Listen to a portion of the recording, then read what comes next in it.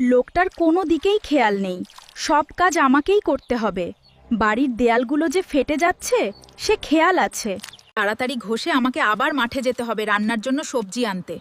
আজ আসুক লোকটা, সারাদিন শুধু ঘুরে বেড়ানো, কোনো কাজ নেই। বাহ, আলুগুলো তো খুব ভালো হয়েছে। আজ এই আলু দিয়ে চিপস বানাবো। পালং শাকগুলো খুব সুন্দর হয়েছে। উনি আমার হাতের পালং শাকের পরোটা খেতে খুব ভালোবাসেন। আজ ওনার জন্য করব। আহা, বাকি সব সবজিগুলো তাড়াতাড়ি তুলে নিয়ে যেতে হবে, রান্না বসাতে দেরি হয়ে যাবে। সবজিগুলো ধুয়ে নেই তাড়াতাড়ি, কত বেলা হয়ে গেল। আজ একটু ভালো করে রান্না করি, ও খুব খুশি হবে।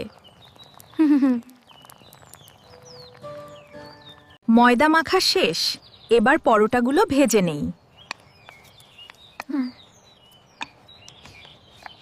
চিপসগুলো ভেজে নিলেই রান্না শেষ।